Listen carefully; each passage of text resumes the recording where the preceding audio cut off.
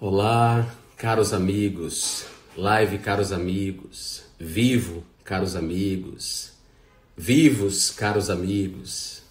Vou esperar vocês entrarem para a gente começar a nossa conversa.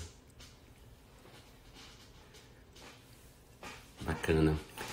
Enquanto eu não chamo a Elisa, aliás, só para avisar para vocês que hoje a live, caros amigos, será com Elisa Lucinda, escritora, poeta, atriz, cantora, essa mulher incrível.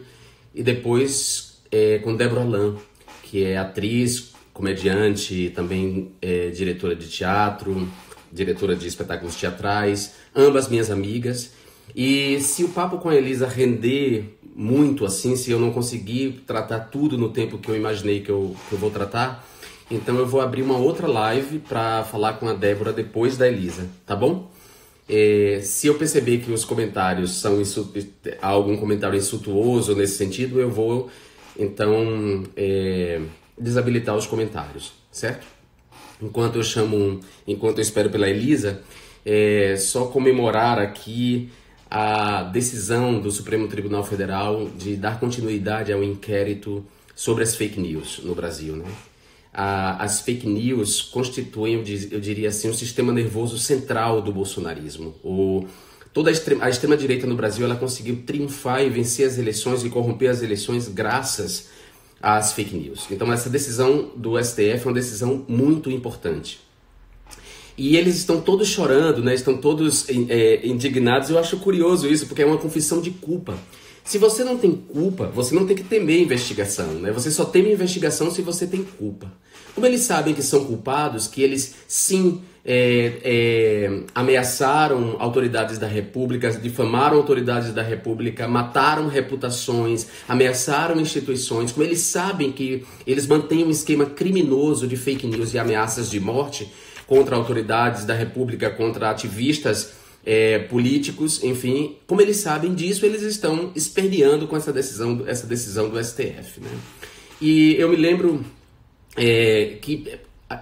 se vocês pegarem meus textos de 2015, meus textos escritos antes, eu diria até 2014, 2015, os textos que eu publiquei sobre as manifestações em favor do impeachment da Dilma, que acabou acontecendo em 2016, vocês vão ver nesses textos que eu já trato dessa movimentação da extrema-direita, de como a extrema-direita utilizava táticas de violência política, intimidatórias, de difamação, de assédio moral. Estava tudo lá nos meus textos. Aliás, a Márcia Tiburi escreveu um livro muito interessante que eu recomendo, chama-se Como Conversar com um Fascista, que é de 2015, eu fiz o prefácio.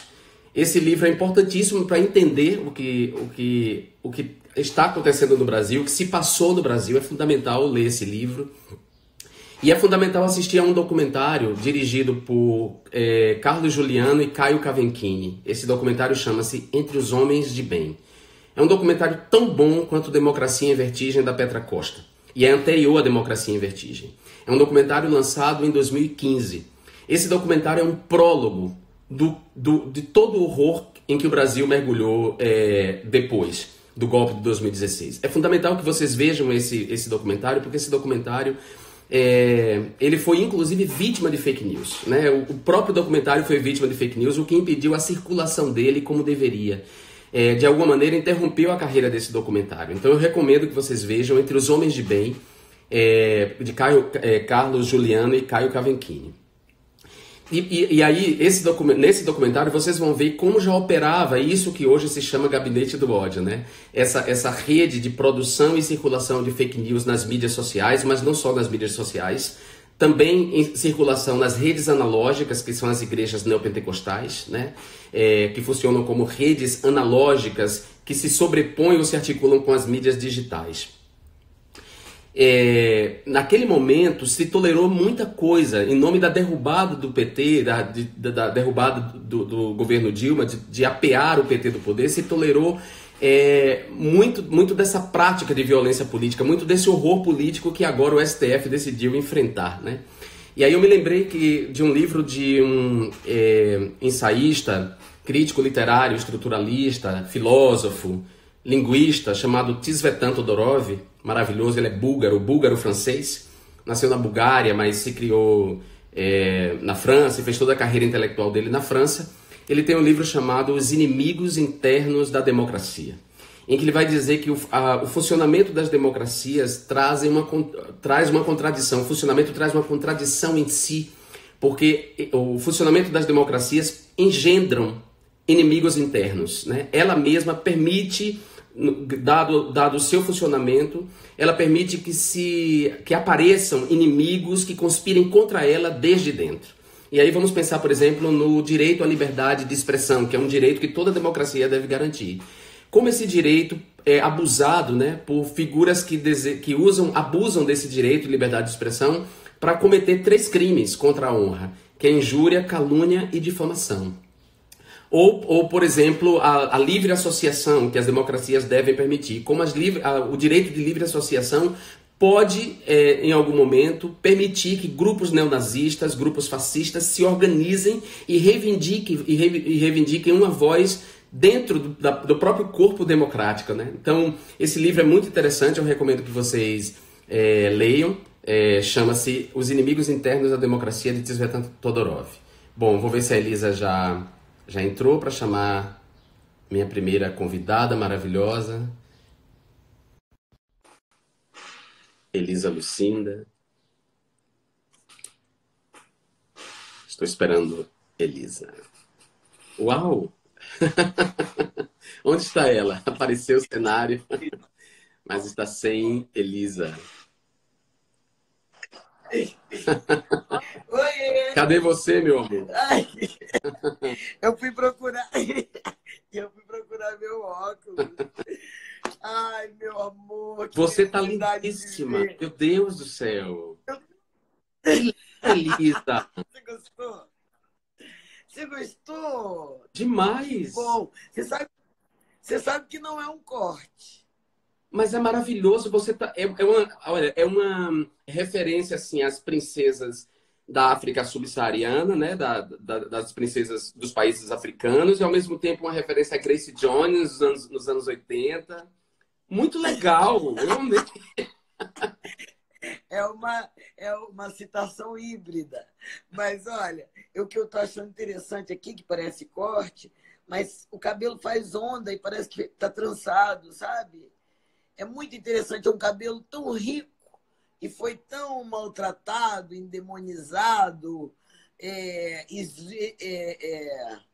excluído da estética, né? Do padrão e dos cânones da estética, né?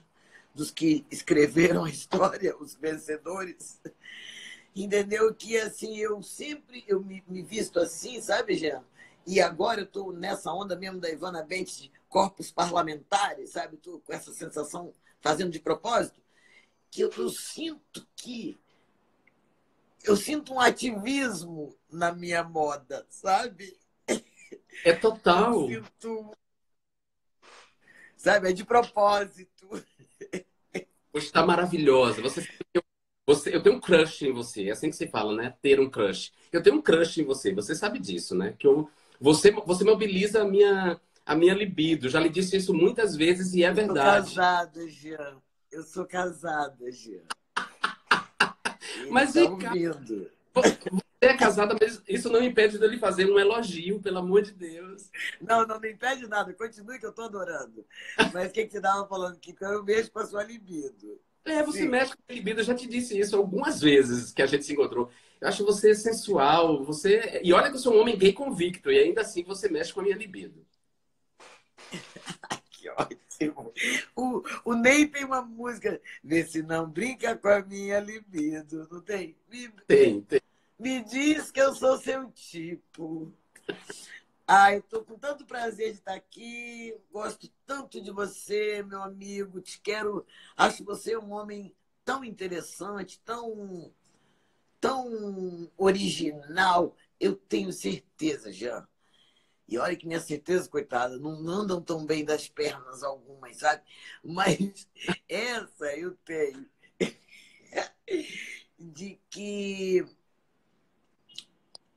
a nossa identidade é uma fortuna. Assim, essa capacidade de não parar de nascer gente nesse mundo de meu Deus e ter cada uma digital. Que infinito é esse? Que combina que para que minha matemática não vai até aí. Sabe? Força minha mente quando eu penso isso. E eu acho que honrar as digitais é uma fortuna. E não ir na boiada. Ainda que isso te custe. E ainda que isso te exponha. Porque às vezes está todo mundo indo para um lado e só você vai para lá. Então todo mundo vê você indo para lá. Não adianta nem se dizer que você não foi. Todo mundo viu. Então, eu acho assim, você é um exemplar desse homem original, corajoso, sabe? Um cara, assim, um homem exemplar mesmo. Gostaria que você tivesse filhos, sabe? Porque eu acho que você é um cara, deve ser um bom pai, sabe? Um homem muito interessante de formar outros, sabe? Bom ouvir isso. E é isso que eu tenho. Meu amor, pegando o gancho aí da sua exuberância, da maneira como você está afirmando sua beleza, inclusive ressignificando o seu cabelo crespo, né?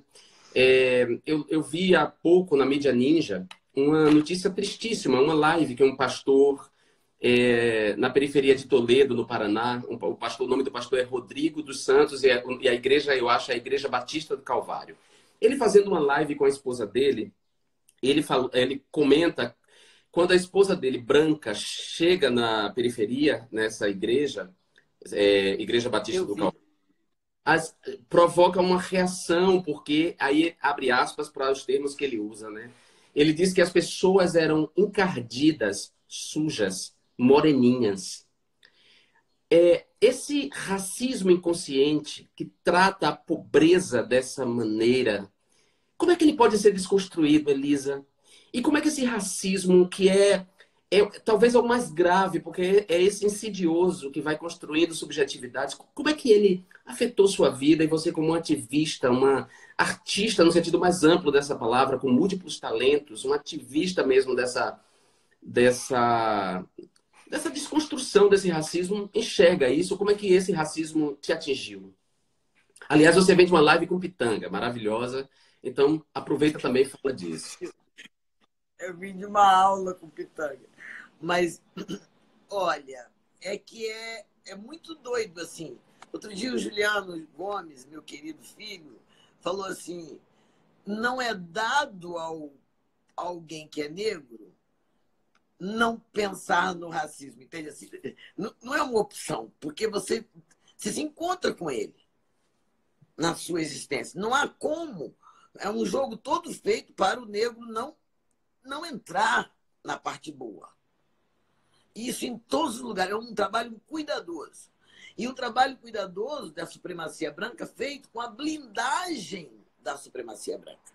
Uma pessoa como essa Sara Para o Inter. Giromoni, sei lá. Não, o nome que ela quer é esse, o nome nazista, né? Mas o nome dela é Giromoni.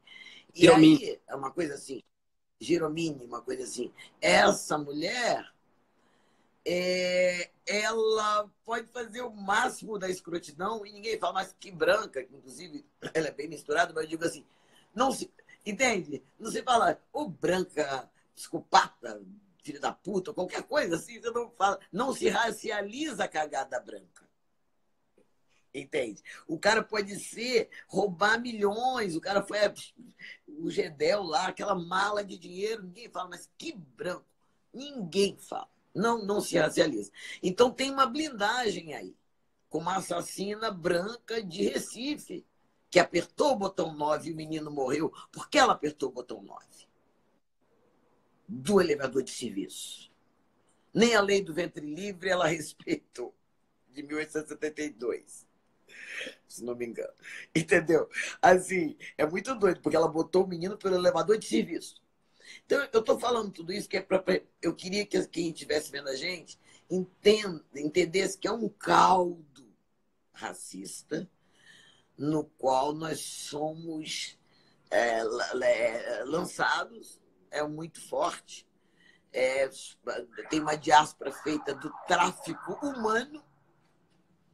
O povo africano se espalhou pelos outros continentes por tráfico, né, como objeto. E essa é a nossa história real. Eu acho que a melhor coisa, o primeiro capítulo da desconstrução é ir em busca da história real, sabe? É olhar com outro olhar para aquele quadro da primeira missa no Brasil, com os índios nos pés dos padres. Aquilo é muito triste. Aquilo é um estupro cultural. É uma violência. Aquele quadro é triste. Meu Deus! Entende? É violento. É como alguém chegar e arrancar seu crucifixo, se você for católico ou sei lá, alguém cristão, e arrancar, rasga a tua Bíblia. É isso.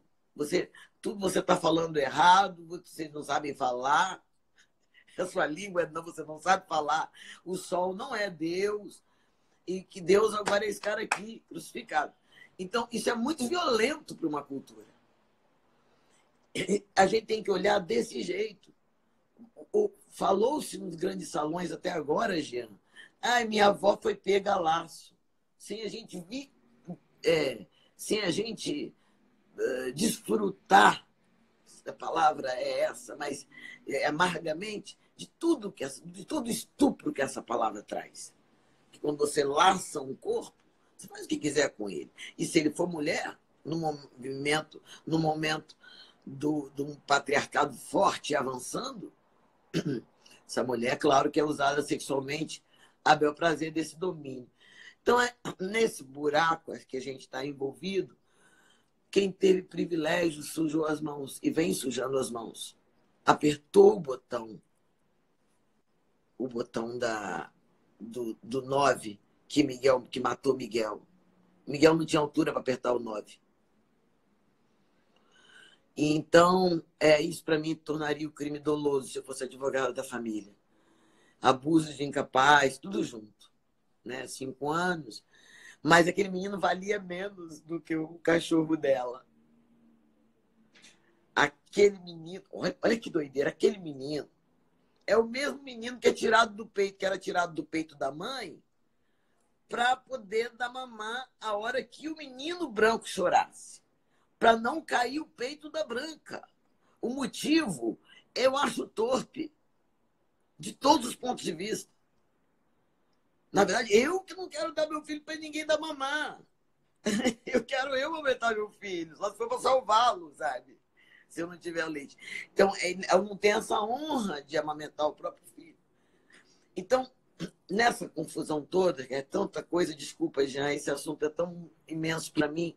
Não peça desculpas, porque eu vou provocar mais ainda. É impressionante como esse imaginário racista, sempre resistindo à desconstrução, não faz a ponte entre termos como esse, encardido, sujo, preto, essa maneira de designar os pobres e os pobres pretos, com um crime doloso como esse de apertar o 9 e botar uma criança de 5 anos dentro, ou crime doloso praticado pelas forças de segurança nas favelas, por exemplo, como as polícias tratam os pretos das favelas e periferias. As pessoas não fazem essa conexão e acham que não são racistas, né? Aliás, o Ali Camel escreveu um livro que é um horror, chamado Não Somos Racistas, que é um libelo racista, o livro do Ali Camel. Então, eu queria um pouco falar dessa consciência que se recusa a mudar, desse imaginário que resiste à desconstrução.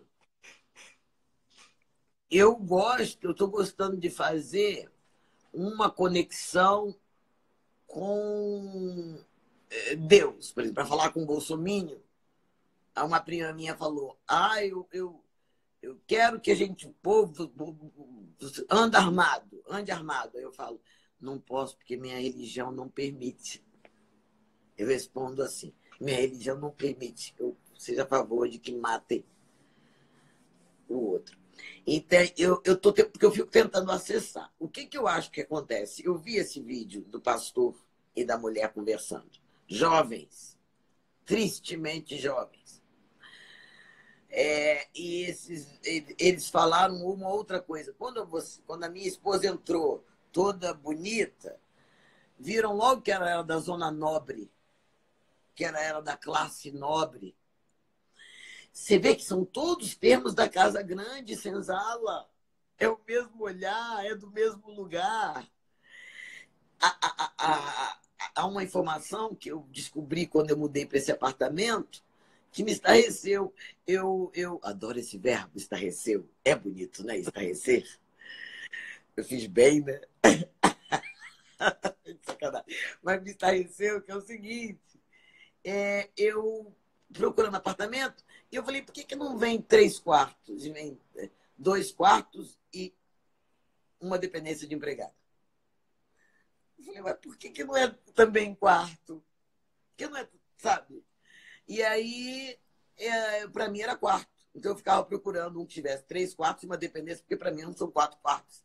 Então fiquei nessa e eu perguntei a uma amiga minha, que é arquiteta e professora da universidade, branca. E eu disse, como é que é isso? Por que dependência de empregado não é considerado quarto? Ela falou, porque não tem que ter tamanho de quarto. Pode ter 1,5 metro, sei lá, um mínimo lá que ela falou, que eu não me lembro. Então, não precisa ter janela. Isso é senzala. Total. Não.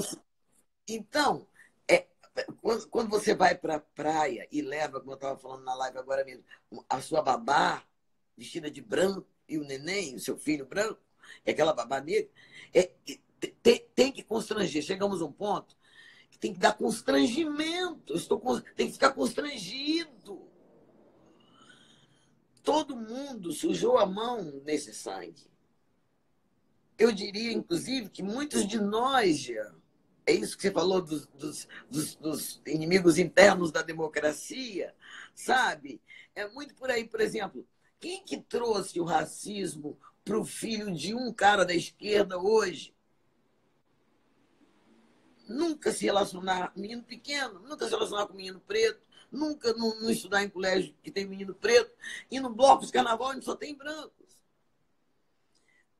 Foi o pai dele e a mãe dele que trouxeram esse racismo. Eram progressistas, lutavam por um mundo melhor, mas não ligaram o nome à pessoa. Isso para mim é a coisa mais... Por isso que todo mundo é um racista em desconstrução hoje, quem quiser acompanhar a história. Sabe? A todo momento eu dou de cara com isso, mesmo agora aconteceu uma cena simples. No Dia dos Namorados, meu namorado, marido, foi comprar uma samambaia para mim. E aí, imensa, linda. E aí, quando ele está saindo, o homem chegou e falou assim, nossa, eu já estava vindo buscar.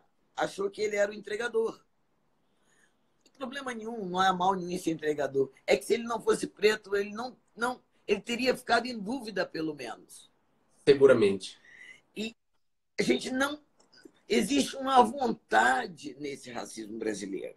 Um exercício. E não está colando mais. Para mim, a grande novidade é que nunca, Jean, nunca, chegamos no momento de hoje. Nunca eu vi tantos brancos falando, peraí. Sabe, não sei até quando vai durar isso, mas eu acho que é irreversível. Tipo assim, descobriram que eles têm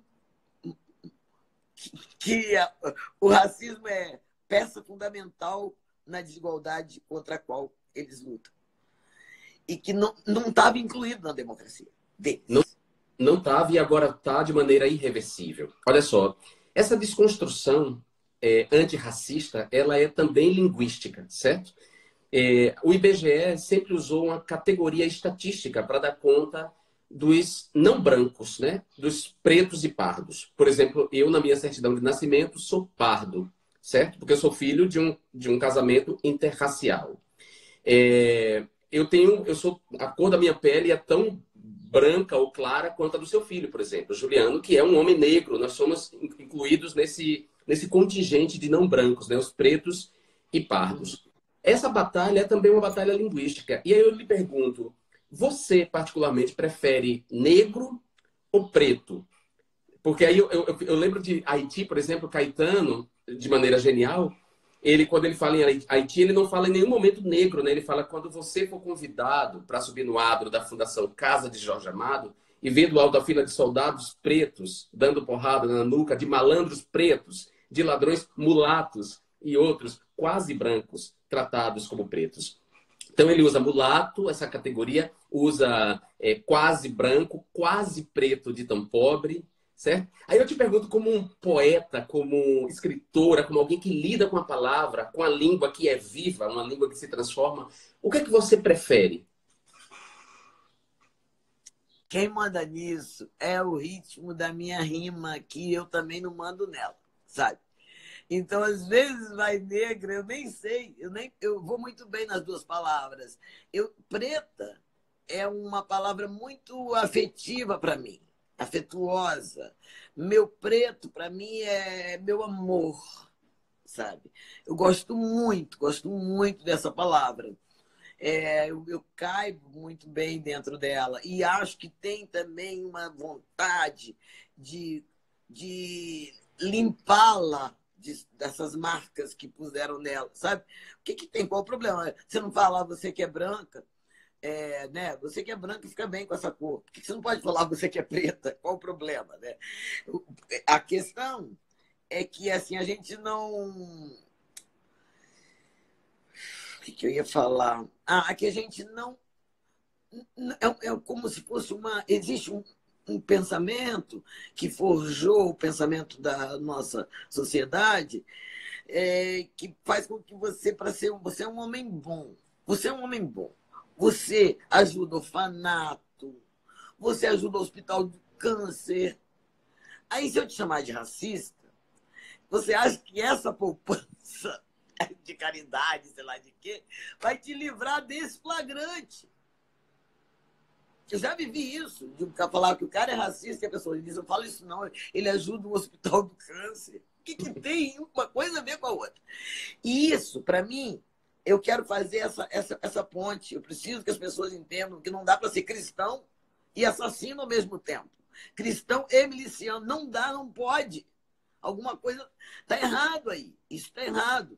Da mesma maneira que eu quero que meu igual, o cara de esquerda, repense, assim, por exemplo, quantas vezes eu ouvi de amigos nossos dizerem assim, e aquela ali que não sabe distinguir entre um copo de champanhe e um copo de vinho, uma taça. Que é um valor idiota, bobo, tão bobo quanto moro na zona nobre da cidade e eu, sabe, e a minha empregada mora num quarto sem janela. Quantas pretas velhas você conhece? Eu conheço algumas. Aquela preta velha que não teve família. Eles dizem que são a família dela, não são. Ela ficou sem opção. Meio ganhou aquele quarto que foi dado, às vezes, por alguém, tráfico de pessoa ainda nesse século. Com 8 anos, foi para aquela casa, trabalhou desde criança. Quando viu, passaram 60 anos. Todo mundo fala, essa é minha bebê, aquela velha trabalhando desde a manhã até a PEC das domésticas aparecer, até o último marido chegar, entende? E aquela preta velha que, ela é da nossa família, não, ela ficou ali. Aí você pergunta, é mesmo? Eu amo, Elisa, eu amo como a bebê é minha, meu amor. Eu falo, como é o sobrenome da bebê? Ninguém sabe. Acho que a coragem de quem está nos escutando e vendo agora é tirar esse glacê, esse negócio que botaram em cima, esse perfume que botaram em cima da bosta. E encarar como a pandemia fez com que nós encarássemos nossos banheiros. A classe média, a elite brasileira, está acostumada a limpar o vaso. E teve que olhar para ele. Eu entendo sua estratégia política, que é uma estratégia política sua, de confrontar os autoproclamados cristãos com a violência que é supostamente contraditória à postura cristã, né? Essa violência política, esse racismo, fazer arminha com a mão. É uma estratégia política você dizer que isso não combina com o cristianismo. Mas se a gente olhar a história do cristianismo, né, a gente vê que combina bastante, porque olha que vários horrores já foram perpetrados em nome de Jesus, que não tinha nada a ver com isso, né? Na verdade, o fã-clube é um horror. Eu acho que combina com o cristianismo, mas não combina com as ideias do Cristo, com o Cristo que eu acho que ele foi, sabe? Isso, perfeito. Agora, Elisa, eu tenho um amigo que, Joseval Santana, ativista negro, um excelente jornalista, né? E quando estudamos na mesma escola de ensino médio e fomos para Salvador, igualmente, ele é jornalista também, mas Joseval, ele, ocupando essa dupla posição de sujeito que vulnerabilizava ele, negro e gay, ele, ele optava por um ativismo mais contra a homofobia, porque, porque ele achava que dentro da própria comunidade negra, da comunidade preta, ele era vítima da opressão homofóbica, né? Então ele atuava muito mais como um ativista LGBT do que um ativista do movimento negro. E hoje a gente vê vários ativistas fazendo interseccionalidade, né?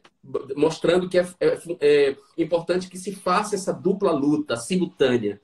Eu te pergunto, na sua vida pesou muito mais a desigualdade racial ou a desigualdade de gênero?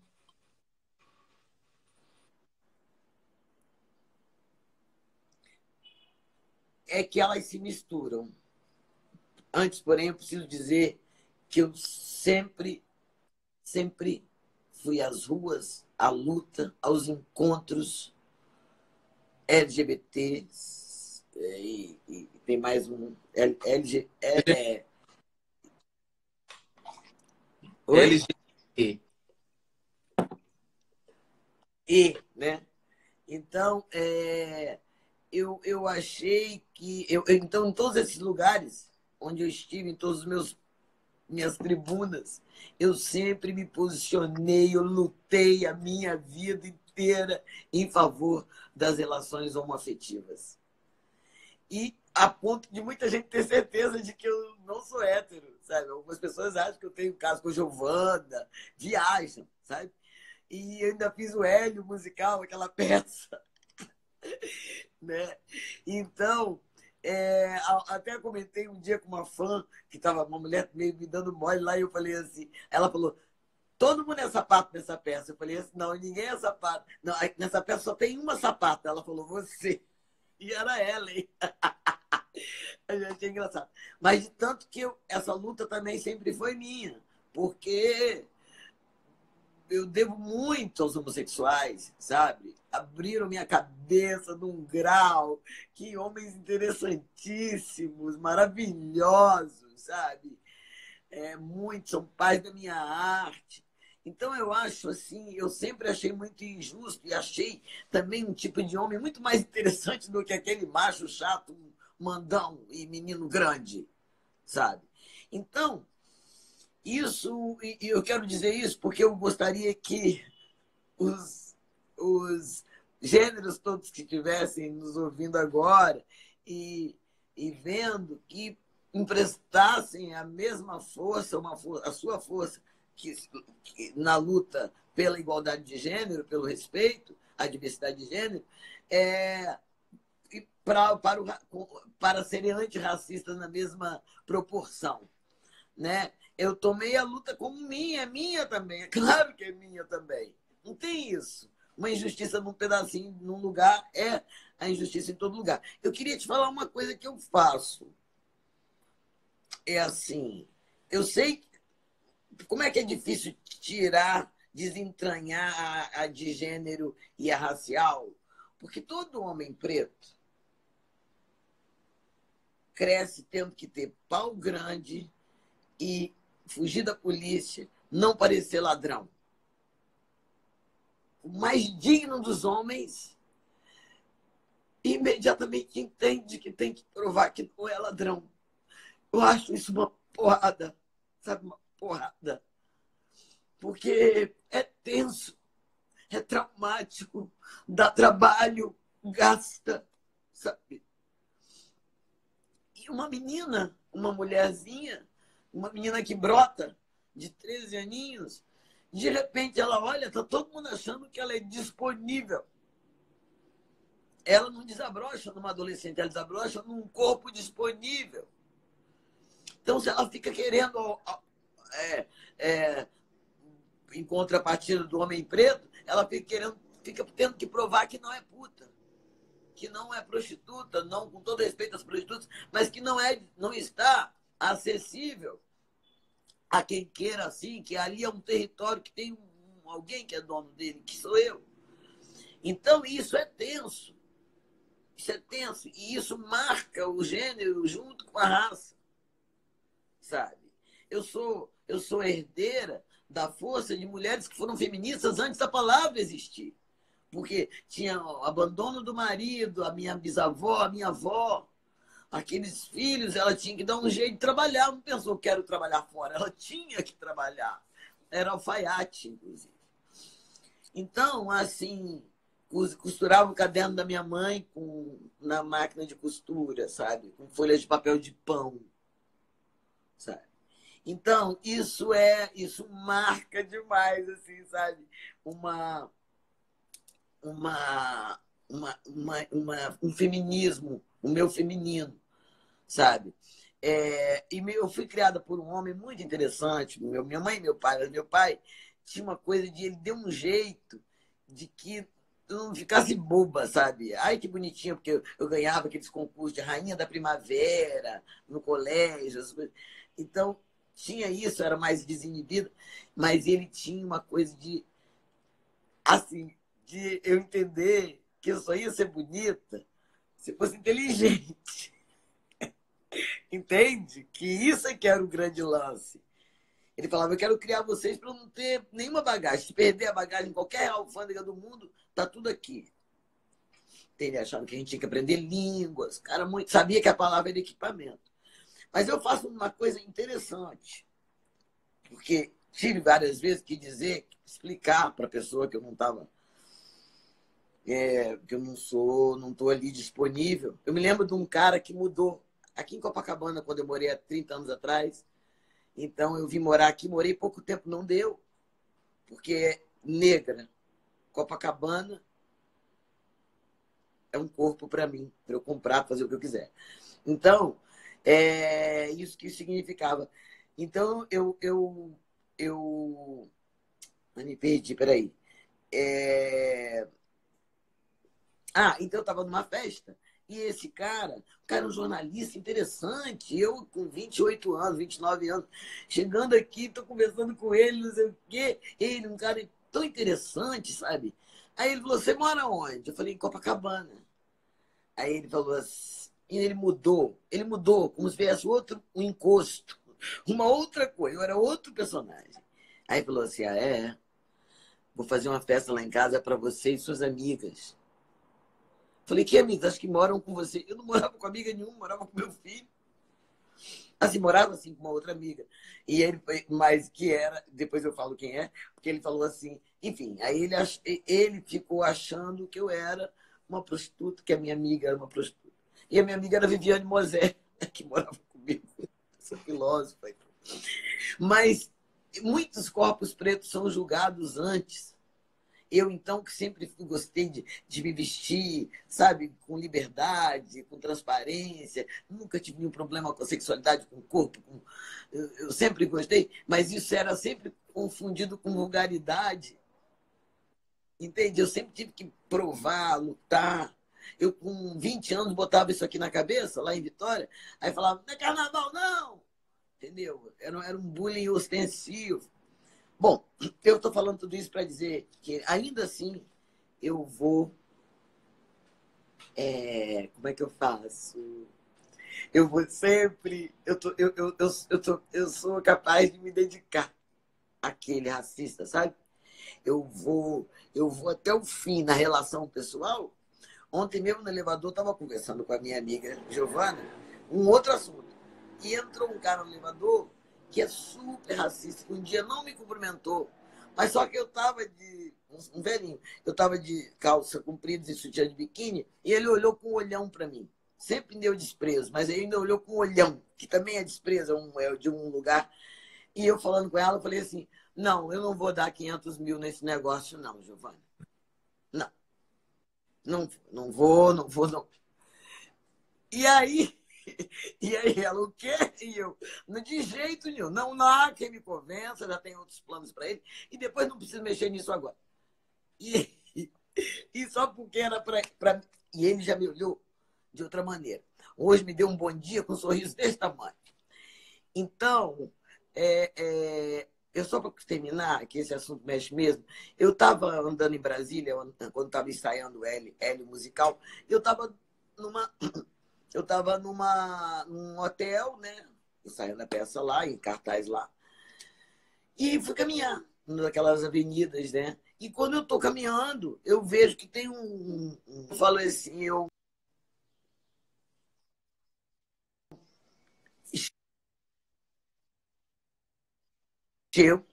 vou entrar agora e tal para comprar uma coisa. Eu estava de calça comprida, camiseta, roupa de malhar. Aí quando eu vou subindo quase as escadas, tem um gerente louro na porta. Isso tem 2 anos que aconteceu. Eu falo assim, onde tem carrinho? Aí ele falou assim, aqui não tem banheiro, não. Ah, toda hora pedindo.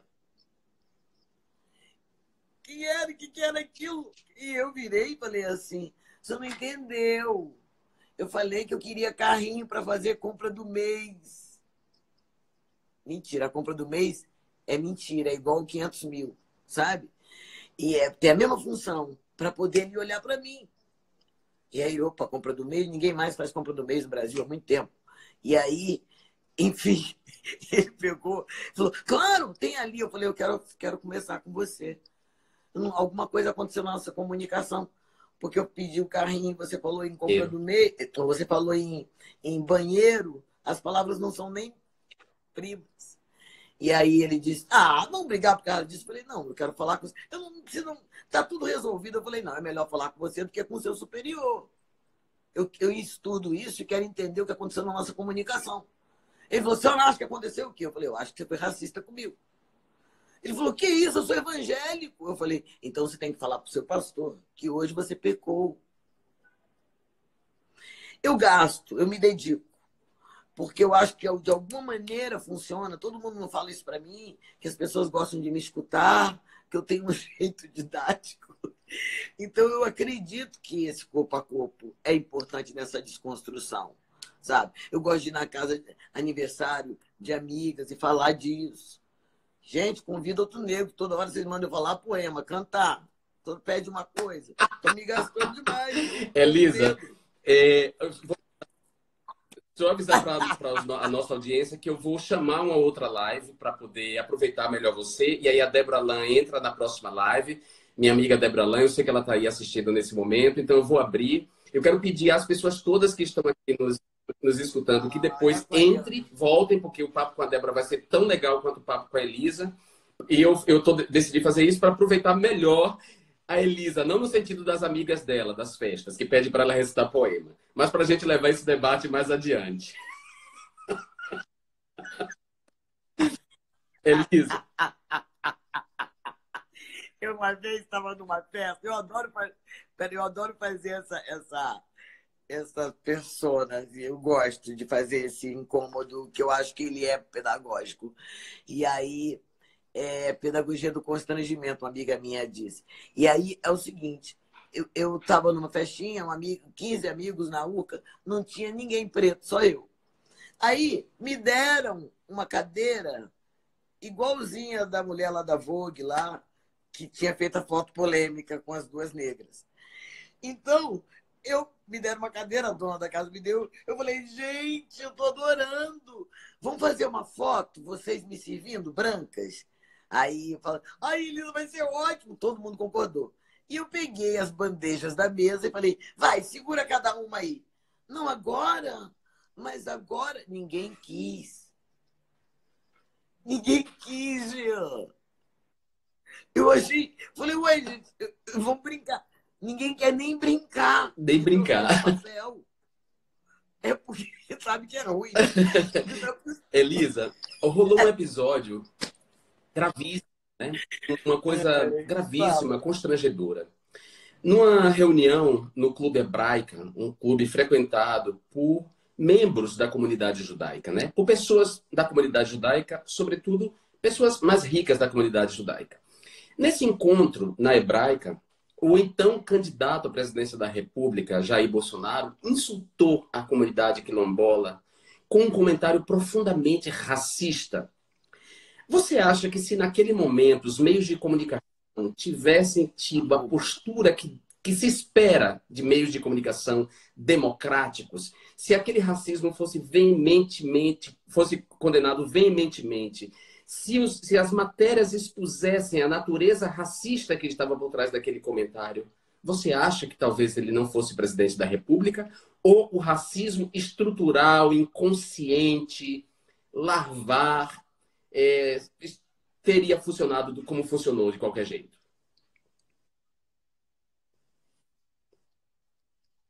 Não, eu acho que eu atribuo uma responsabilidade imensa aos meios de comunicação e seus profissionais nessa vitória do horror. Todos sabiam. Fernando Henrique não podia ter votado nulo, em branco, sei lá o que ele fez. Ele só tem... Entende? Não dá. Ciro não tinha que ter ido para lugar nenhum. Entende? Todo mundo estava vendo. Inclusive os próprios jornalistas que hoje estão horrorizados falavam com a maior naturalidade, lhe disseram, reportaram essa história da hebraica como se fosse uma coisa apenas pequena, sem a dimensão do que é hoje. Se isso acontecesse hoje, com o farol que o levante americano da morte de George Floyd trouxe, eu acho que não seria visto da mesma maneira. E talvez ele não tivesse sido eleito. Por quê? Está havendo uma saia justa. Eu estou sentindo. Eu estou sentindo. Sabe? Está acontecendo um negócio aí. Estão falando desse assunto há tantos anos, Jean. Mas eu sinto que, sabe, eu sinto que agora tem uma escuta que não tinha, tem um negócio acontecendo, eu sei que tem, sabe? Eu acredito, eu acho que agora é hora de as pessoas formadoras de opinião que ajudaram esse governo a chegar onde chegou, nem ele acreditou. Olha, cara, deu certo, porque ele não quer sair de lá, deu certo. O cara que todo mundo ria desse cara, lá no Luciano, lá no Super Pop, entende? E o cara chegou no poder com a conivência de muita gente, uma conivência de muitos inocentes, uma conivência inconsciente também, no sentido de que você não sabe o que quando você fala, ai, está comendo, esse prato é prato de trabalhador, prato de pedreiro, que eu vi isso numa novela há pouco tempo, prato de pedreiro. O que isso quer dizer? Então, esse cara, não adianta ele vir de uma reunião do PSOL e falar isso em casa. Minha filha, que prato é esse de pedreiro? Entende? Não dá. Isso não está dando mais para conviver. Isso diz muito de você. Diz do coronel que há em você, do racista, do separatista. Quantos de nós, Jean, seus empregados comem comida diferente? Sim. Diferente, de baixa qualidade. Sim. Tem a comida do empregado e a comida do patrão. Eu acho uma coisa estranhíssima. Elisa, quando... para ser normatizado como foi. Então, eu só quero dizer que, né, é disso que eu digo, que mesmo quem achou que estava contra ele, em cada pequena atitude, colaborava para essa onda conservadora se criar do jeito que se Minha mãe, ela lavava de ganho, né? Era lavadeira de ganho, como chamava, quer dizer, lavava roupa para outras pessoas. E quando ela ia entregar roupa, toda passada, engomada, a gente não entrava. A gente ficava na porta, a gente não entrava, para você ter uma ideia. Mas olha, vamos terminar essa live para cima. E eu me lembrei, quando eu era deputado, eu garanti recursos para duas... Jean, desculpa. As pessoas nem imaginam que se viveu isso e que isso é traumático. Esse trauma, essa limitação, essa porta na cara, que por isso que você não entrou, isso não está em estatística nenhuma, esse dano psicológico. Não está. Não é à toa que os negros têm pressão alta. Nunca vi coisa mais Não tá, autoexplicativa. não tá. Desculpa, eu não Não, podia não foi deixar ótimo de você falar. falar. Não tá. E eu posso dizer para você que esse trauma, e mais o trauma, todo o trauma vindo da homofobia, me fez não mais esperar que para que me convidem para entrar. Quando é necessário, eu meto o pé na porta. É assim. E eu vou meter sempre o pé na porta quando eu achar que é necessário meter e entrar ali. Mas eu queria terminar essa live para cima, lembrando, quando eu fui deputado, eu garanti recursos para dois eventos literários que muito me orgulham, né? A Fligê, onde a gente esteve junto, e o seu evento literário lá na sua cidade. A festa da palavra, Que que ainda ainda vai vai acontecer. acontecer. Isso. A E aí, festa da lá na palavra. Fligê, você contou uma história que é maravilhosa, que é ascensão e queda do ego em 5 minutos, sei lá. E que eu ri. Por favor, conte uma história. Ai, será que eu vou lembrar? Eu só me lembro. Ai, meu Deus. Tenho. Ah, eu me lembro, eu me lembro. A primeira foi assim. Peraí, eu quero dizer uma coisa, gente. Desculpe. É que agora eu tenho que acostumar a fazer isso, eu não estou fazendo. Eu tenho que fazer. Desculpa, antes de sair, de eu contar essa história. Depois eu falo, tá? Eu vou contar a história. Mas olha só, a história é a seguinte: estava eu vim para o Rio de Janeiro e tinha a revista de domingo do Jornal do Brasil, que era uma coisa assim, você saía naquela revista, era um imaginário assim, de quem, um artista chegando, aquilo era, você saiu na revista Domingo do JB, era bom demais. E aí, a revista Programa, não me lembro, acho que era a revista Programa do JB, enfim. E aí eu sei, eu não estou confundindo, mas era uma revista dessa ordem. E aí o que aconteceu? Eu fiz uma reportagem falando poesia na praia, não sei o quê, de biquíni, e sairia nesse dia. Eu dormi sonhando com esse dia e era muito jovem, então você pensa que vai acontecer uma coisa que vai dar tudo certo. Tipo uma coisa que vai acontecer, um milagre, né? Como se tudo não fosse uma construção. Aí eu acordei, li, vi o jornal, me vi, falei, nossa, estou muito chique, saí na revista do jornal, a principal revista. Aí fui para a praia, cheguei, atravessei a praia assim, no Leblon, quando eu estou atravessando, na metade, uma família falava, ei, peraí, fica aí, peraí. Aí eu falei assim, ai meu Deus, querem autógrafo? Gente, todo mundo já leu revista. Fica aí! Aí, peraí, é ela, é ela, é ela! Eles falavam, é ela. E eu falei assim, gente, eu não tenho uma caneta. Será que eu tenho uma caneta para dar um autógrafo? Aí eles já chegam perto de mim, e eu rindo assim, já com a caneta na mão. E aí eles passam por mim, tem uma velha atrás de mim, eles falam, mamãe, a gente está esperando você. Enfim, não era eu. Não era eu, tadinho. O ego. Porque o ego ele é um tapete ensaboado. Sabe? A gente cai. Eu fiquei Você, arrasada. você lembra que você lembra que eu caí no chão? No chão, na rua. Você caiu na calçada rindo já. Rindo. Aliás, foi tão lindo aquele encontro, porque foi deliciosa aquela noite.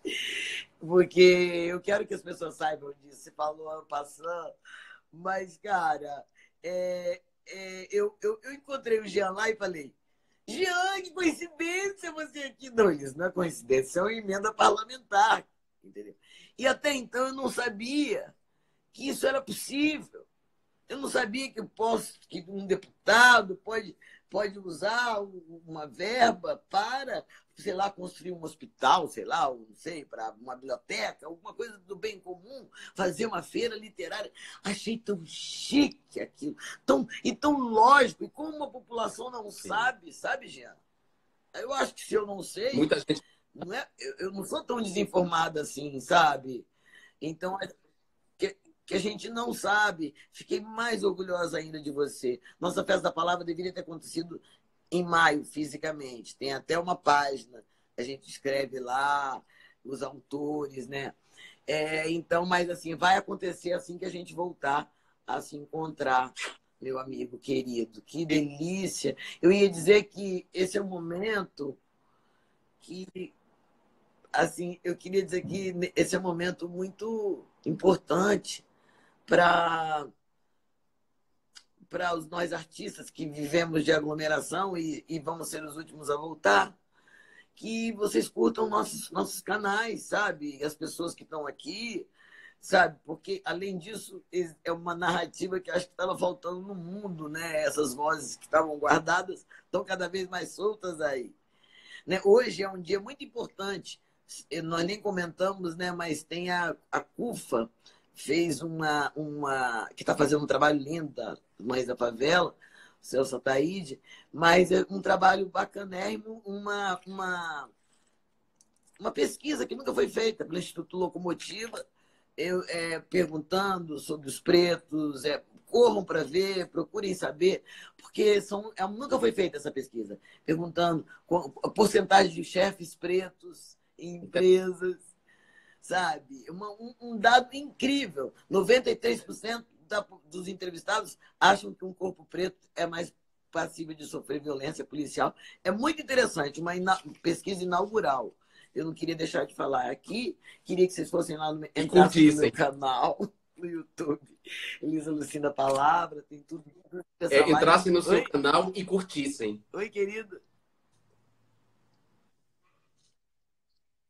E curtissem. E apertasse o sininho. Eu posso me despedir com um poema? Talvez caia no meio. Não é meu? Eu acho que dá para você falar um poeminha assim. Claro que dá. Então, de antemão, já vou me despedir da galera.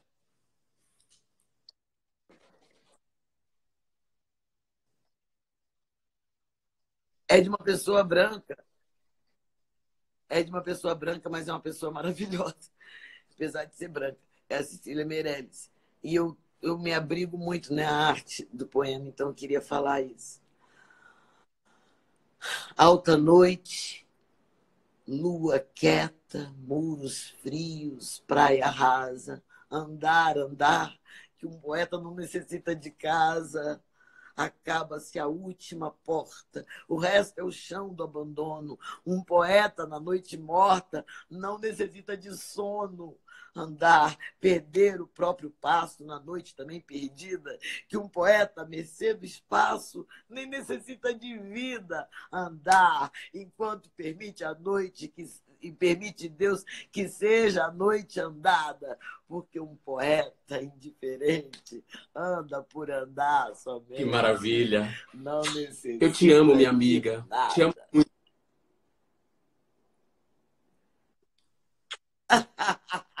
Até a Te amo. Te amo demais.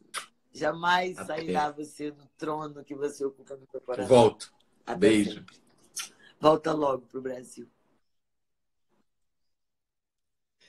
Bom, gente, então vamos voltar todo mundo para a live com a Débora Lan, agora nossa segunda entrevistada, nossa segunda convidada, parceira, amiga, tá? Vou fechar e volto já.